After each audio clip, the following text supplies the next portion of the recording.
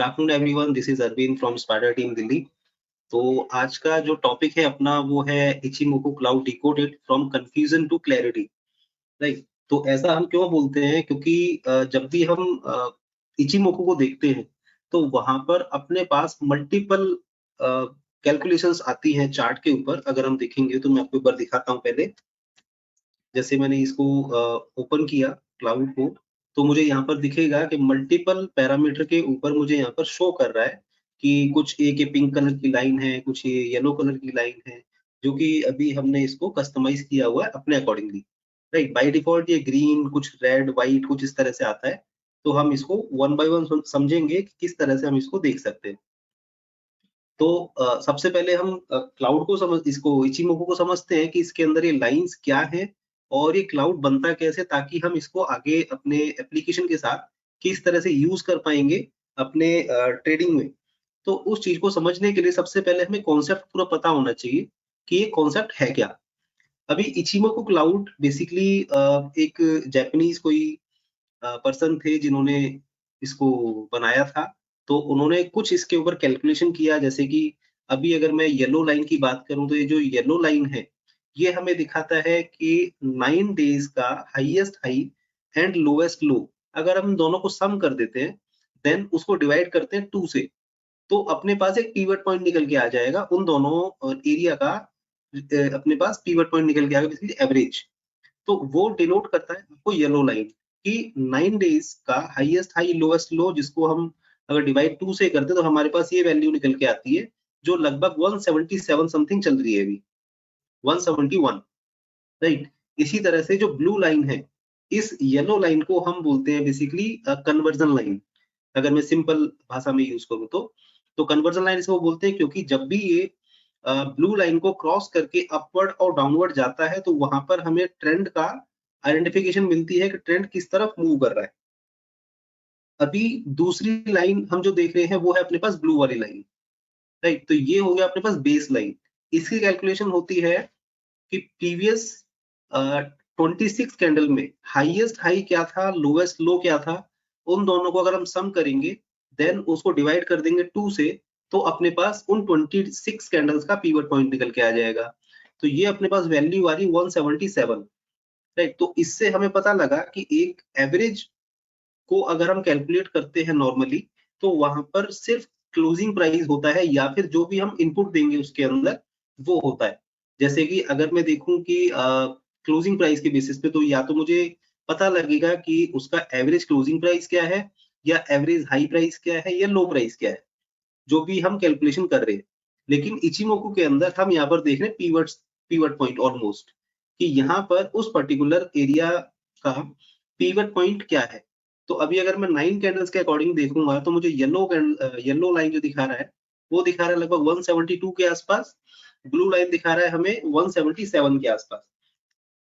तो blue line को हम बोलते हैं जनरली बेस लाइन, क्योंकि यहाँ पर बेस बन रहा है, ये फ्लैट होगा, इसका मतलब प्राइस अभी एक जगह पे मतलब जो एवरेज है वो एक जगह पे रुक गया है फिलहाल के लिए, और प्राइस वहां पर उसको या तो रजिस्ट कर रहा होगा या फिर सपोर्ट कर रहा होगा।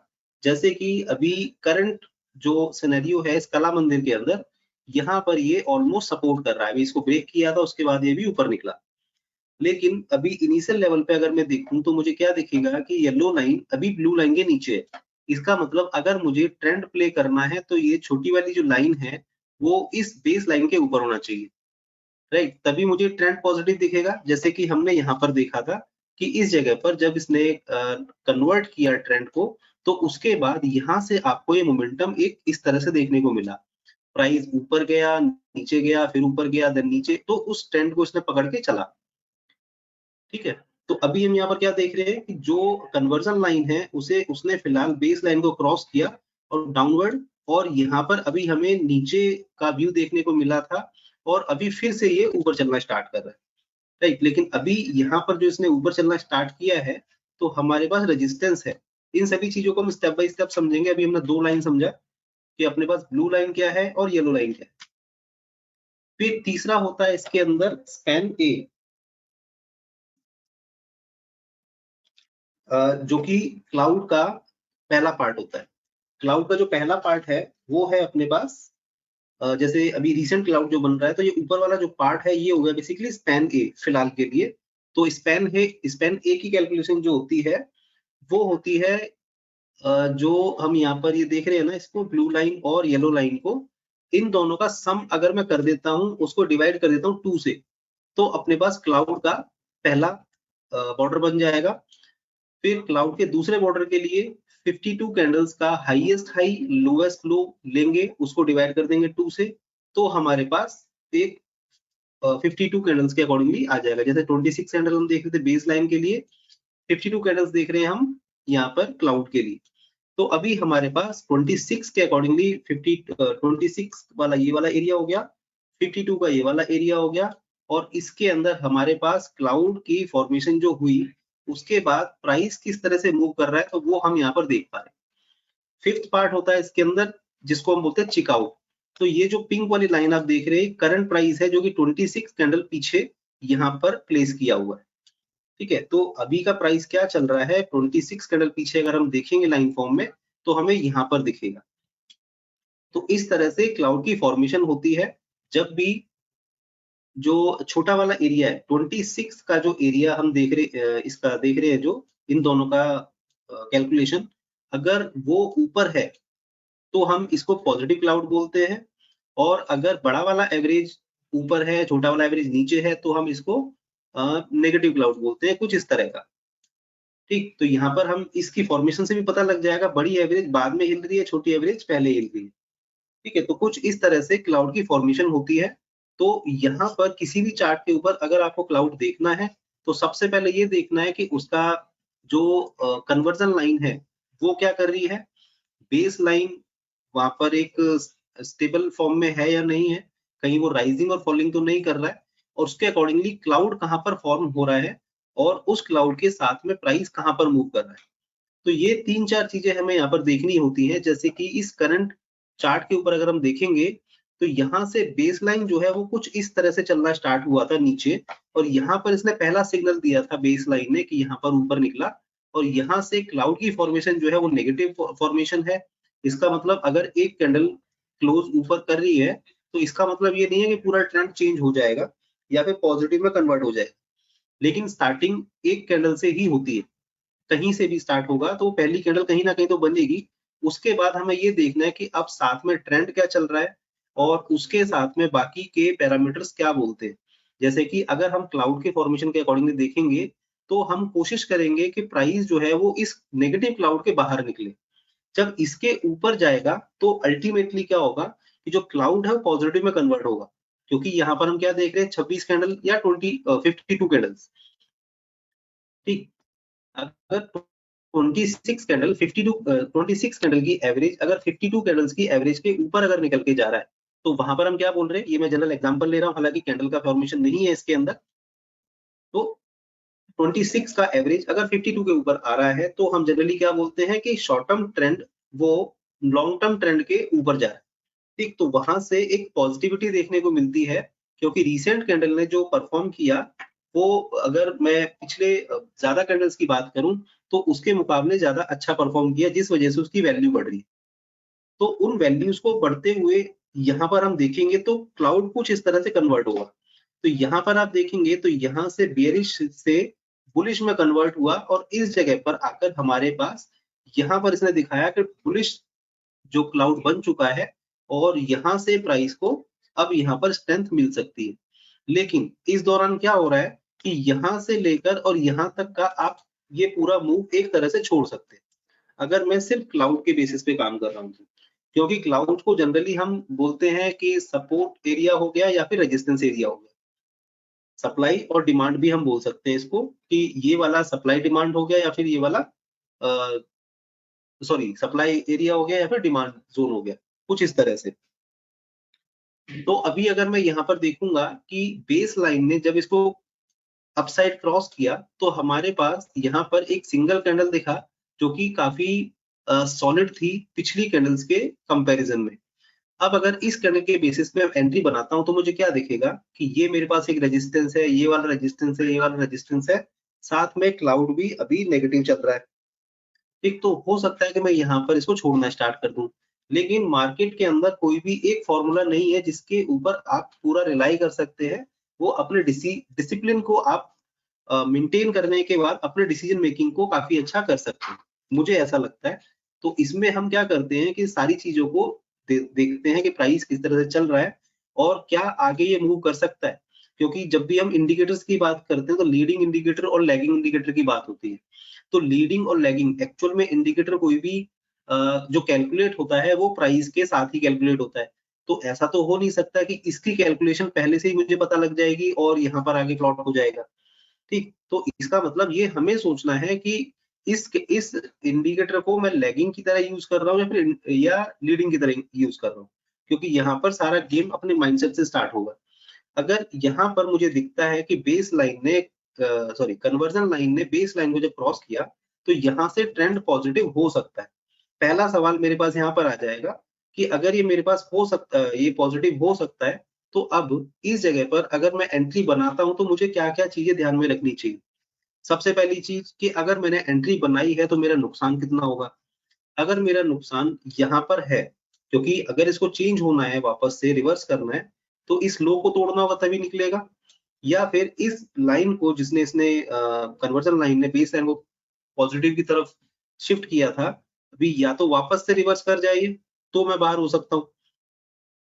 तो दोनों ही केसेस में हमें दिखेगा कि अगर किसी भी वजह से मैं गलत होता हूँ या मेरा ट्रेड गलत होता है, तो मुझे किस जगह पर बाहर निकलना है। अगर उस चीज़ को मैं डिफाइन करके एंट्री बनाऊँगा, तो डेफिनिटली मैं यहाँ पर क्या करूँगा, अगर मैं यहाँ पर एंट्री बनाता हूँ, तो मेरा एसएल ऑलमोस्ट ये होगा और उसके बाद मुझे ये चीज़ें देखने को मिल सकती हैं। अब हम ये नहीं कह रहे हैं कि ये हमेशा ऐसा होगा, लेकिन क्योंकि हमने यहाँ पर बेस लाइन को कन्वर्ट होते हुए देखा कि बेस लाइन अभी नीचे आ गया और कन्वर्जन लाइन अभी ऊपर चला गया, मतलब जो रिसेंट जो ट्रेंड है वो पॉजिटिव हो रहा है पिछले 26 कैंडल के अकॉर्डिंगली। ठीक है? तो अब यहाँ पर अगर मैं प्राइस एक्शन के बेसिस पे देखूँ, तो डेली पे मुझे हायर लो दिखेगा, जो कि मुझे सबसे पहली रिक्वायरमेंट है किसी भी ट्रेंड को चेंज होने के लिए। अगर लोअर हाई बन रहे थे, तो अभी हायर लो बनना स्टार्ट हो गया है। इसका मतलब वहाँ पर अभी वो ट्रेंड जो चल रहा था, प्रायर ट्रेंड डाउनवर्ड, वो अभी ऑलमोस्ट एंड हो गया। ये हम बोल सकते हैं जब ये हायर लो बना दिया उसने। अभी उसके बाद अप ट्रेंड चल रहा है, तो उसके लिए हम देखेंगे उसने प्रीवियस स्विंग हाई को तोड़ा हो। तो यहाँ पर ऑलमोस्ट इसने प्रीवियस स्विंग हाई को तोड़ा और अगर सेम जगह पर मुझे दिखता है कि इस जगह पर इसने बेस लाइन को कन्वर्ट किया इसने पॉजिटिव साइड, तो उसके अकॉर्डिंगली हम इन चीज़ों को ध्यान में रखते हुए काम कर सकते हैं। रीज़न क्योंकि अगर नेगेटिव क्लाउड भी अगर मुझे दिखता है, तो यहाँ पर क्या करेगा ये, प्राइस इसमें आने के बाद हो सकता है कि यहाँ से फिर से सप्लाई क्रिएट हो जाए और यहाँ से लोग इसको निकालना स्टार्ट कर दें अपने पास से और फिर से इसको बेचना स्टार्ट कर दें। कुछ हम इस तरह से बोल सकते हैं। अगर यहाँ से बेचेंगे भी, तो वो क्या करेंगे बेसिकली, उनको लो तो तोड़ना होगा, इस स्विंग हाई के नीचे प्राइस लेके आना चाहिए सबसे पहले। उसके बाद इस ज़ोन में जहाँ पर लोगों ने एंट्री बनाई थी, जिस वजह से प्राइस ऊपर गया, क्योंकि प्राइस जो ऊपर या नीचे जा रहा है, या तो कोई खरीद रहा है या फिर कोई बेच रहा है। अब वहाँ पर रेशो किसकी ज़्यादा है, उसके अकॉर्डिंगली प्राइस चल रहा है। अगर यहाँ पर बायर की रेशो ज़्यादा थी, सेलर की रेशो कम थी, जितना माल बेचा जा रहा है, उससे ज़्यादा खरीदने वाले तैयार हैं, तो ऑब्वियसली प्राइस ऊपर जाएगा। इसी तरह से वाइस वर्सा अगर आप देखेंगे, अगर बेचने वालों की जो क्वांटिटी ज़्यादा है और खरीदने वालों की क्वांटिटी कम है, तो अल्टीमेटली रेशो सेलिंग साइड में देखने को मिलेगा, जो कि चार्ट पे हमें कुछ इस तरह से फॉर्म होता हुआ नज़र आए। अब अगर यहाँ से रेशो पॉजिटिव साइड ज़्यादा है, तो मैं क्या मान के चल सकता हूँ कि यहाँ से प्राइस अगर चलना स्टार्ट करेगा और किसी वजह से सप्लाई आती भी है, तो मुझे ये ध्यान में रखते हुए काम करना है कि अगर मैं इस जगह पर एंट्री बनाता भी हूँ, क्योंकि मैं एक ऐसे एरिया में एंट्री बना रहा हूँ जहाँ पर कि नुकसान हो सकता है, लेकिन नुकसान जब ही होगा जब इसके नीचे जाएगा। अगर इस पूरे माइंडसेट के साथ में मैं काम करता हूँ, तो हो सकता है कि मुझे यहाँ पर भी एंट्री मिलना स्टार्ट हो जाए। एक तरीका ये हो सकता है काम करने का। दूसरा तरीका हो सकता है कि जब क्लाउड के ऊपर ही निकल गया और वहाँ पर जो कन्वर्जन लाइन है वो बेस लाइन के ऊपर हो और कोई भी कैंडल एक सॉलिड क्लोजिंग दे दे। तो उसके अकॉर्डिंगली हम क्या देख सकते हैं कि यहाँ से प्राइस ऊपर गया, सपोर्ट लिया क्लाउड नेगेटिव क्लाउड का और बेस लाइन अभी भी पॉजिटिव चल रही है और क्लोजिंग प्राइस उस एवरेज प्राइस के ऊपर निकल गया। इस जगह पर अगर हम देखते हैं तो पहली बार इसने क्रॉस यहाँ पर किया था, दूसरी बार क्रॉस इसने यहाँ पर किया। अब अगर यहाँ पर मैं एंट्री बनाता हूँ, तो सिंपली अब मैं क्या देखता हूँ इस जगह पर, अगर मेरा 139 के आसपास एंट्री बनती है, क्लोजिंग बेसिस पे मैं बोल रहा हूँ, तो इस वाली कैंडल का लो जो कि 133 के आसपास है, ये वाला कैंडल का लो मेरा स्टॉप लॉस हो सकता है, या फिर क्लाउड का जो बेस एरिया है वो मेरा स्टॉप लॉस हो सकता है, जो कि ये है अपने पास 123 के आसपास, राइट। तो कुछ इस तरह से हम यहाँ पर चीजों को देख सकते हैं कि यहाँ पर प्राइस किस तरह से मूव कर रहा है। अब अगर मैं पहले वाले डिसीजन के ऊपर काम करता हूँ, तो यहाँ से मेरे पास रिस्क थोड़ा ज्यादा हो जाएगा, क्योंकि मैं ऑलमोस्ट अगेंस्ट द क्लाउड जा रहा हूँ। तो क्लाउड के अगर ऊपर है प्राइस, तो मुझे ज्यादा पॉजिटिविटी देखने को मिलेगी। अगर क्लाउड के अंदर है, तो वहां पर हो सकता है कि आपको मिला जुला व्यवहार देखने को मिल जाए उस पर्टिकुलर प्राइस के साथ में।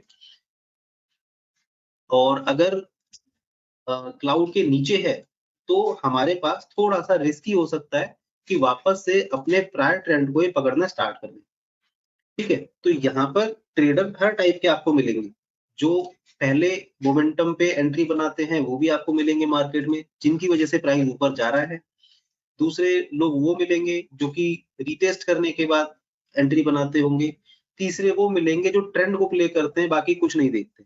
ट्रेंड पॉजिटिव चल रहा है, अगर ग्रीन दिख रहा है तो उनको बाय करना है, रेड दिख रहा है तो उनको सेल करना है। बाकी किसी चीज से मतलब नहीं, राइट। तो इस टाइप के ट्रेडर्स अगर मिलते हैं, वो डिपेंड करता है कि आप किस टाइप के ट्रेडर हैं या इन्वेस्टर हैं। जो भी आपको सूट करता है, आप उस स्टाइल को फॉलो कीजिए। ऐसा नहीं है कि किसी इंडिकेटर या ऑस्किलेटर के ऊपर आप रिलाई करेंगे और वो उसको आप उस अपने ट्रेडिंग स्टाइल से बिल्कुल अलग जाके काम करेंगे, राइट। तो ये मैं आपको सिंपल एग्जांपल दे रहा हूँ कि अगर मैं यहाँ पर एक एग्रेसिव ट्रेडर हूँ, तो मैं इस जगह पर एंट्री बनाऊंगा, क्योंकि कैंडल अपने आप में तेजी से ऊपर गया है। साथ में इससे पहले भी ये कई बार कुछ इस तरह की कैंडल, कुछ इस तरह की कैंडल से बना के जा चुका है। मतलब मुझे दिख रहा है कि विद इन मंथ्स, अगर ये मैं देखूं एक मंथ के अंदर या कुछ दिनों के अंदर, इसने प्राइस ने 2 या 3 बार इस तरह का मूव दिया है, इसका मतलब यहाँ पर बड़े प्लेयर हैं। कुछ हम इस तरह से बोल सकते हैं।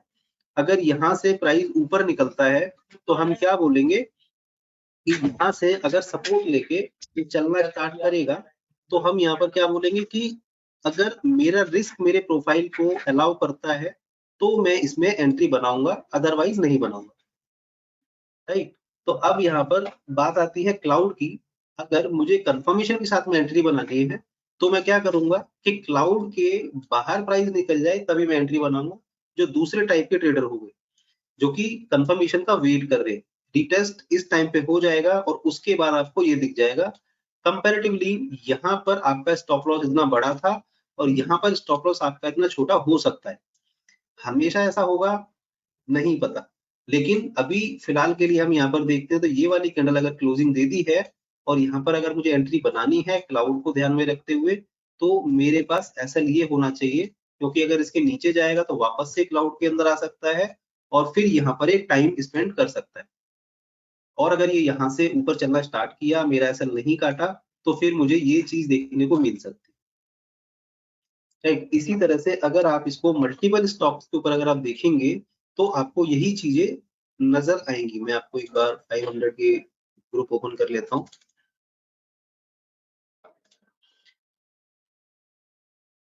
तो अभी देखिए, यहाँ से क्या हुआ था, बेस लाइन को इसने क्रॉस किया, लेकिन स्टिल ये यहाँ पर क्या है कि उसके नेगेटिव क्लाउड के, जो नेगेटिव क्लाउड बोल रहे हैं इसको, कि इसके नीचे है। तो हम अगर यहाँ पर रिस्क लेते हैं, तो हमारा यहाँ पर एसएल चला जाता है।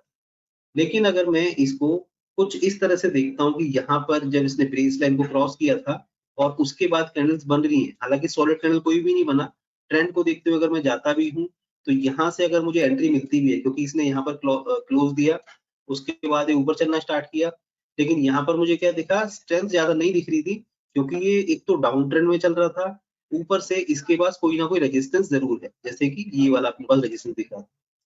ठीक है, अगला स्टॉक कोई भी अगर आप देखेंगे, तो यहाँ पर ये देखिए, हम अबाउट इंडिया देख रहे हैं। मैं एक बार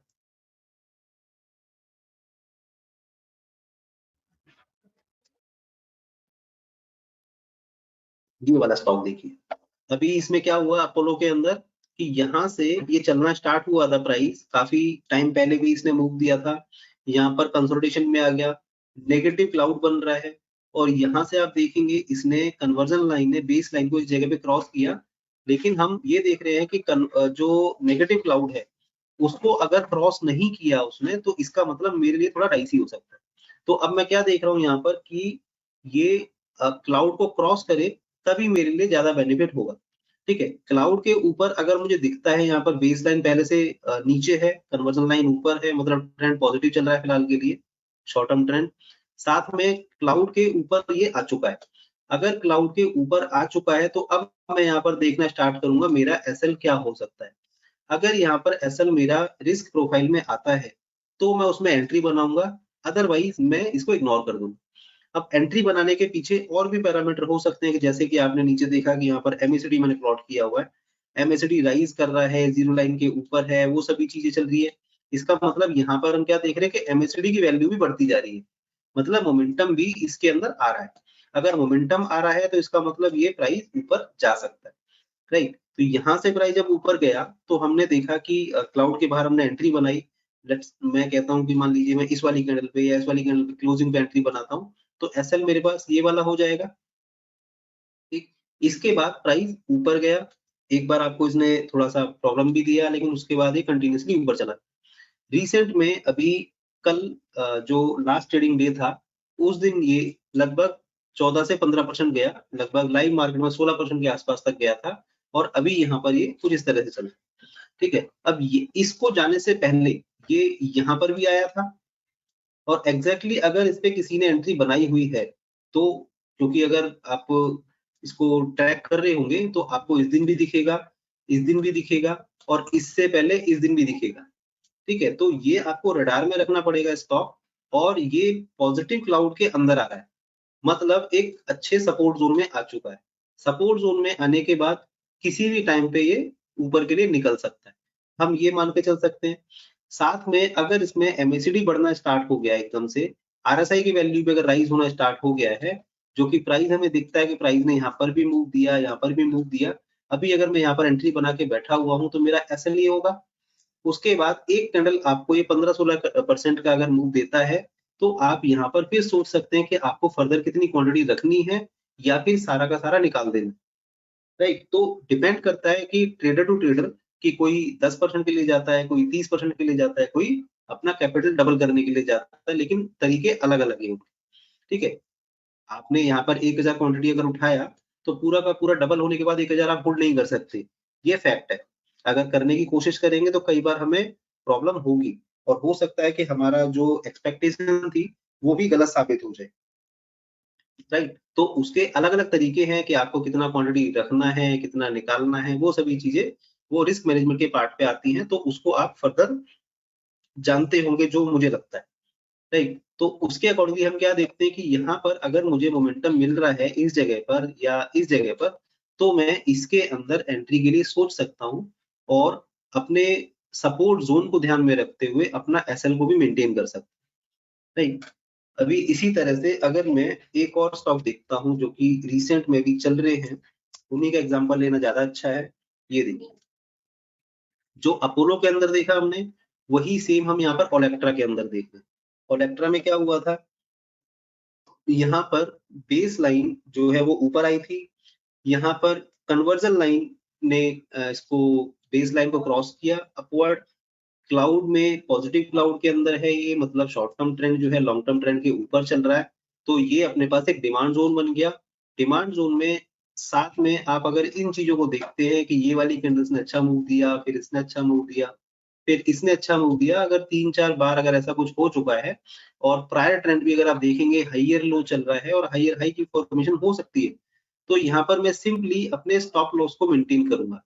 अब यहाँ पर जो नेगेटिव क्लाउड था, हम वेट कर रहे थे कि इसके ऊपर निकले तब प्राइस में एंट्री बनाए, राइट। लेकिन ब्लू वाले के अंदर, क्योंकि बुलिश पैटर्न है ये बेरिश पैटर्न अपने पास पिंक वाला हो गया, और जो ब्लू है वो अपने पास बुलिश क्लाउड दिख रहा है। अगर बुलिश क्लाउड के अंदर प्राइस आता है तो मेरे पास अल्टीमेटली जो स्टॉप लॉस है कम से कम हो जाएगा। अगर मान लीजिए मैं इस वाली कैंडल पे भी एंट्री बनाता हूँ, तो क्लाउड के जो नीचे का पार्ट है वो है अपने पास, जैसे इसका क्लोजिंग है सपोज, मैं बेस लाइन क्रॉस होने के बाद एंट्री बनाता हूँ, मान लीजिए इसका क्लोजिंग है 1244 का, 1244 अगर मैं यहाँ पर क्लोजिंग पे एंट्री बनाता हूँ और मैं क्लाउड के स्टॉप लॉस के साथ ही जाता हूँ, तो 1169 का मेरा स्टॉप लॉस होगा, जो कि ये वाला ऑलमोस्ट है। ठीक है, इससे पहले भी अगर मैं स्टॉप लॉस लगाना चाहता हूँ तो मेरे पास इस डोजी का लोएस्ट पॉइंट हो जाएगा, जो कि अपने पास लगभग 1199, लगभग 1200 का एसएल है। ठीक, तो इसके अकॉर्डिंगली भी अगर आप जाते हो एसएल के साथ में, तो आपको यहाँ पर देखने को मिलेगा कि क्लाउड पॉजिटिव हुआ, कन्वर्जन लाइन ने बेस लाइन को क्रॉस किया और उसके बाद आप एक डिसेंट जो सपोर्ट जोन है उसके अंदर एंट्री बना रहे हैं। अपने रिस्क को मैनेज करने के बाद आपको ये चीज देखने को मिल सकती है, राइट। अब ऐसा हमेशा मिलेगा,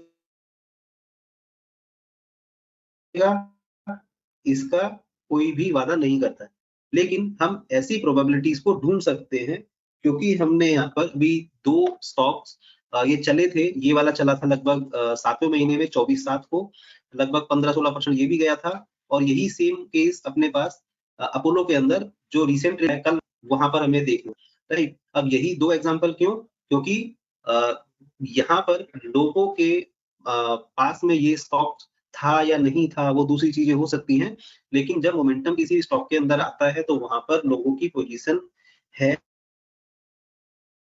और बड़े लोग पोजीशन बना रहे हैं, इसी वजह से प्राइस ऊपर जाता है।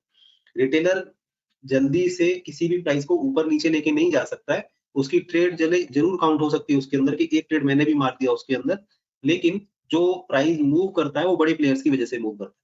अब बड़े प्लेयर्स जब आते हैं एंट्री बनाने के लिए, तो वहां पर आपको वॉल्यूम भी दिखेगा, प्राइस भी दिखेगा, जो कि वॉल्यूम आपको यहाँ से भी दिखा था, फिर वॉल्यूम आप यहाँ पर भी दिखा, फिर यहाँ पर क्या है, कुछ क्वांटिटी यहाँ पर, कुछ यहाँ पर, कुछ यहाँ पर, लेकिन सबसे ज्यादा क्वांटिटी यहाँ पर फिलहाल के लिए आई है। अब यहाँ पर हम ये भी बोल सकते हैं कि यहाँ पर लोगों ने माल खरीदा होगा, हम यहाँ पर ये भी बोल सकते हैं यहाँ पर लोगों ने माल बेचा होगा। रीजन, क्योंकि अगर यहाँ पर खरीद रहे हैं तो यहाँ पर क्या किया था, तो वो भी चीजें हमें ध्यान में रखनी पड़ेगी कि एक बायर के मन में क्या-क्या हो सकता है।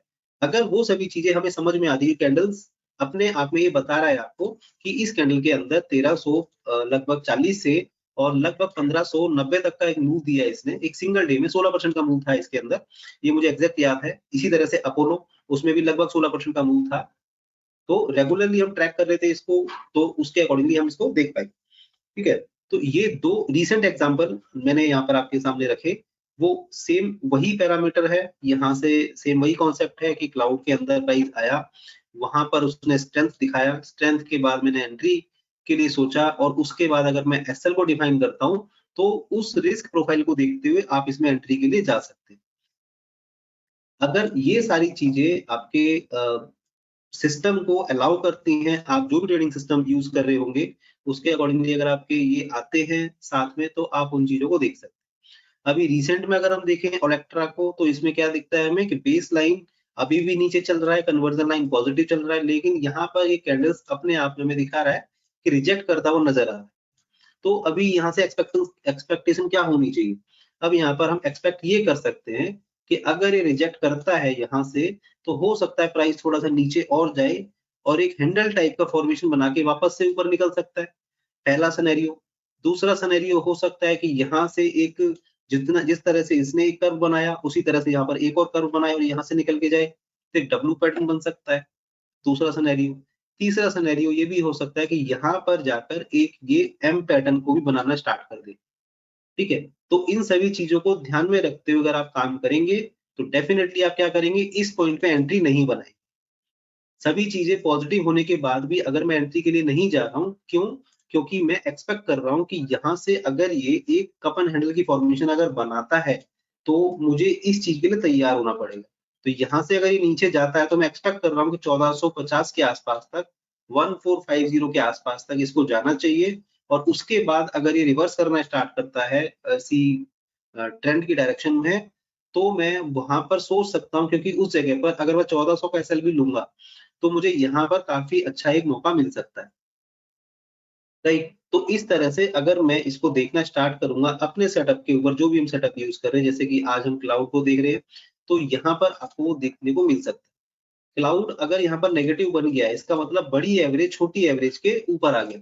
इसका मतलब अभी जो लॉन्ग टर्म जो ट्रेंड है, लॉन्गर जो एवरेज है वो अभी ऊपर आ चुका है, इसका मतलब छोटा वाला एवरेज जो भी कर रहा है उसका प्राइस नीचे आ गया, ठीक है, उसका अगर वैल्यू नीचे आ गया तो यहाँ पर कुछ हम समझ सकते हैं कि यहाँ पर हो सकता है कि वो शॉर्ट टर्म में जो लोग लेके बैठे हो वो निकलना स्टार्ट कर दें। तो यहाँ पर आपको ये आइडिया लग जाएगा कि अगर ये एवरेज यहाँ पर क्लाउड जो पिंक बन गया है, अगर नेगेटिव क्लाउड बन गया है, तो हमें थोड़ा सा अलर्ट रहना है। लेकिन अभी अगर हम देखेंगे तो यहाँ पर ये जो क्लाउड है वो नैरो होता जा रहा है। मतलब अगर एक कैंडल ऊपर क्लोज हो गई तो ये एवरेज ऊपर निकल जाएगी, कुछ इस तरह से हमें देखने को मिल जाएगा। तो पॉजिटिव क्लाउड हमें दिख गया, साथ में बेस लाइन भी हमें दिख गई, कन्वर्जन लाइन भी दिख गई और कैंडल भी ब्रेकआउट देती हुई नजर आएगी। तो हम क्या बोल सकते हैं आगे के लिए, फिर हमें ये सिनेरियो देखने को मिल सकता है कि 1650, 2200 ये कुछ इस तरह से ऊपर जाने को हमें मिल सकते हैं। राइट, तो अभी रीसेंट एग्जांपल देख लेते हैं एक बार कि रीसेंट में क्या-क्या अपने पास स्टॉक निकल के आ रहे हैं। मैंने यहाँ पर क्वेरी एक बार इसको रन किया हुआ है, तो अपने पास ये आधार एचएफसी आ गया। अभी देखिए इसमें हमें क्या दिखता है कि जो बेस लाइन है वो अभी कन्वर्जन लाइन के ऊपर निकल रही है। तो फिलहाल के लिए अभी अगर मैं देखूंगा तो मुझे क्या दिखेगा, 9 डेज का जो एवरेज है वो 26 के एवरेज के नीचे आ गया। इसका मतलब शॉर्ट टर्म अभी प्राइस नीचे है फिलहाल के लिए। लेकिन अगर मैं कैंडल्स को देखूं इटसेल्फ तो मुझे क्या दिखेगा, यहाँ पर सॉलिड कैंडल थी, एक डोजी टाइप की बनी, उसके हाई के आसपास जाके क्लोज हुआ। अगर मैं यहाँ पर रिस्क लेने जाता हूँ, क्योंकि वैसे तो सारी चीजें पॉजिटिव है, अगर ये कैंडल ऊपर निकल जाती है तो ये येलो लाइन भी ऊपर निकल जाएगी। तो यहाँ पर मैं ये मान के चलता हूँ कि अगर मुझे यहाँ पर दिखता है कि अगर मैं एंट्री बनाऊंगा तो मेरे पास एसएल एक तो इस डोजी का हो सकता है, इसके नीचे मुझे निकल जाना है, या फिर मैं इस बेस का एसएल लेके चल सकता हूँ। तो 520 या 21 22 पे अगर आप एंट्री बनाते हो और अगर आपका एसएल 400 लगभग 90 के आसपास है, तो अगर ये 20 और 10 30 लगभग 30 से 35 पॉइंट का अगर एसएल मैं लेके चलता हूँ और मैं इसको मेंटेन करके रख सकता हूँ, तो मैं इसमें एंट्री के लिए सोच सकता हूँ। बलराम कश्यप को अगर आप देखेंगे तो यहाँ पर हमें क्या दिख रहा है कि कंटिन्यूअसली ये क्या कर रहा है, इसको रिजेक्ट कर रहा है। लेकिन पॉजिटिव क्लाउड अभी बन चुका है। पॉजिटिव क्लाउड पहले भी बना था, उसके बाद ही प्राइस ऊपर निकला था। अभी भी बन रहा है, तो अभी हो सकता है कि फिर से ऊपर निकलना स्टार्ट हो जाए। जैसे ही मोमेंटम आएगा, क्लाउड की जो विड्थ है वो बढ़ जाएगी, तो वहां पर भी हम उन उन चीजों को देख सकते हैं कि अगर क्लाउड की विड्थ बढ़ गई इसका मतलब मोमेंटम तेजी से आ रहा है। डिक्सन के अंदर अगर हम देखेंगे तो नेगेटिव क्लाउड बना हुआ है। लेकिन अभी जो रीसेंट क्लाउड है वो हमें दिखेगा फॉर्मेशन की अभी अपवर्ड जारी है। यहाँ पर जो रीसेंट इसका जो क्लाउड का एरिया है वो बिल्कुल नैरो हो गया। अब जब इसके ऊपर ये ऊपर निकलना स्टार्ट करेगा तो यहाँ पर जो क्लाउड है वो ब्लू में कन्वर्ट हो जाएगा और हम यहाँ पर उस टाइम पर देख पाएंगे कि येलो लाइन जो है वो इसको क्रॉस करने की कोशिश कर रही है। ठीक है, तो सभी केसेस में हमें दिखेगा कि यहाँ पर अगर मैं ट्रेड बनाऊंगा या इसको अपने एंट्री के लिए सोच सकता हूँ, तो मेरा एसएल क्या होना चाहिए, एक सेम कैंडल का एसएल या फिर ये वाला एरिया या फिर ये वाला एरिया। अगर मेरा जो रिस्क प्रोफाइल है वो अलाउ करेगा तो ही मैं जाऊंगा इसके इतने बड़े एसएल के। अदरवाइज ये प्राइस रेजिस्टेंस है तो रेजिस्टेंस के ऊपर मैं देखूंगा कि यहाँ से किस तरह से प्राइस मूव कर रहा है, तो उसके अकॉर्डिंगली अपना देखना चाहिए। क्योंकि रेजिस्टेंस हमने क्यों बोला, यहाँ पर अभी भी रुक रहा है, पहले भी रुका था और इससे पहले भी कई कई बार ये रुक चुका है। तो स्ट्रॉन्ग रेजिस्टेंस है, अगर ये टूटा तो स्ट्रॉन्ग सपोर्ट बन सकता है। अदरवाइज प्राइस यहाँ पर आपको जब आने वाले वक्त में पता लगेगा उसने क्या किया। देन कुछ अपोलो करके स्टॉक है, इसको अगर हम देखेंगे तो यहाँ से पॉजिटिव क्लाउड के अंदर ये आया था। उसके बाद जो कन्वर्जन लाइन है उसने बेस लाइन को क्रॉस किया, स्ट्रॉन्ग कैंडल दी। यहाँ पर आपको डिसाइड करना आपका एसएल क्या होगा। उसके बाद ये कुछ इस तरह से अभी हम देखेंगे कि यहाँ पर क्लाउड कंटिन्यूसली अपवर्ड मूव कर रहा है। अगर कंटिन्यूसली अपवर्ड मूव कर रहा है तो हम यहाँ से क्या देख सकते हैं इसको कि पॉजिटिव होने के चांसेस ज्यादा है। अगर रेजिस्टेंस मुझे नहीं दिखता है तो उसके अकॉर्डिंगली मैं इसको देख सकता हूँ। राइट, तो अभी जिस तरह से इसने रिजेक्ट करना स्टार्ट किया तो यहाँ पर मुझे सोचना पड़ेगा थोड़ा सा कि कन्वर्जन जो लाइन है वो बेस लाइन के नीचे आ रही है फिलहाल के लिए, लेकिन दोनों राइजिंग चल रहा है, तो इन चीजों को भी हमें देखना पड़ेगा। आईपीएल अगर हम देखेंगे तो यहाँ पर क्लाउड के पास इसने सपोर्ट लिया, पिछली कैंडल ने इसको रिजेक्ट किया था, करंट कैंडल ने इसको अभी इनसाइड कैंडल बनाया। इसका हाई ब्रेक होने पर हमें यहाँ पर देखने को मिल सकता है कि अगर ये क्लोजिंग इसके ऊपर होता है तो चांसेस बहुत ज्यादा है जाने के लिए अपने फेवर में। मैक्स इनको देखेंगे तो यहाँ पर सेम वही प्राइस ऊपर गया, एक फ्लैग टाइप का फॉर्मेशन आपको दिखेगा। जो हम जनरली देखते हैं कि यहाँ से एक कर्व ऐसे बना के ऊपर चल रहा है, तो यहाँ से हमें क्या दिख रहा है कि रिट्रेस करने के बाद से ऊपर चलना स्टार्ट कर रहा है और बेस लाइन, कन्वर्जन लाइन दोनों पास-पास में है, पॉजिटिव क्लाउड बन रहा है, तो अभी मुझे बहुत ज़्यादा ज़रूरी है कि ये 228-30 के ऊपर निकले, तब मुझे सोचना स्टार्ट करना पड़ेगा, अदरवाइज़ यहाँ पर प्रॉब्लम हो सकती है। मीडिया एसेस को देखेंगे तो क्लाउड के पास चल रहा है, यहाँ से प्राइस अगर ऊपर निकलता है तो मुझे अच्छा एक प्रॉफिट देखने को मिल सकता है, क्योंकि मैं क्लाउड की फॉर्मेशन के साथ में जा रहा हूँ, साथ में प्राइस मोमेंटम देना स्टार्ट कर रहा है, उसी टाइम पे हम इसको पकड़ रहे हैं। सैजिलिटी को देखेंगे तो क्लाउड यहाँ पर अभी पॉजिटिव में कन्वर्ट हो सकता है, आने वाले 2-3 कैंडल अगर पॉजिटिव हो जाती हैं, तो ये पॉजिटिव कन्वर्ट हो जाएगा। देन हमारे पास एक अच्छे सपोर्ट एरिया में ये स्टॉक मिल जाएगा, देन हम उसके अंदर सोच सकते हैं। फिलहाल के लिए 50 के ऊपर ये काफ़ी अच्छा स्टॉक है कि ₹50 के ऊपर जब चलना स्टार्ट करेगा, तो आपको काफ़ी अच्छा डिसेंट ये वैल्यू दिखा सकता है। यूपीएल के अंदर देखेंगे तो पॉजिटिव क्लाउड बन चुका है, कन्वर्जन लाइन बेस लाइन के ऊपर चल रही है, कैंडल्स ये स्ट्रॉन्ग कैंडल बनी थी, इसको फॉलो करते हुए अगर कोई और कैंडल स्ट्रॉन्ग बनती है, देन वहां पर एंट्री के लिए हम सोच सकते हैं।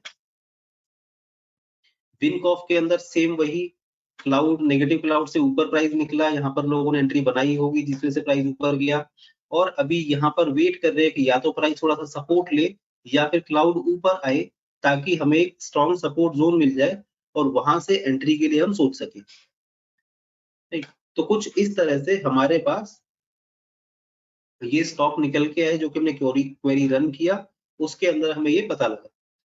ठीक, तो मुझे उम्मीद है कि आप लोगों को ये जो कॉन्सेप्ट हमने आज डिस्कस किया, वो क्लियर हुआ होगा, काफ़ी अच्छा लगा होगा और इस सेशन को आपने लास्ट तक सुना, उसके लिए बहुत-बहुत धन्यवाद। और नेक्स्ट सेशन में हम जब आएँगे, तो एक नए टॉपिक के साथ आएँगे और अगर किसी का भी कोई भी डाउट, क्वेरी या कुछ भी चीज़ रहेगा, तो प्लीज़ इन नंबर्स पे कॉन्टैक्ट कीजिए, देन हम आपको हेल्प करने की पूरी कोशिश करेंगे और बाकी इस सेशन को हम यहीं पे विराम देते हैं और अगले सेशन में आपसे दोबारा से मुलाकात होगी, तब तक के लिए बहुत-बहुत धन्यवाद।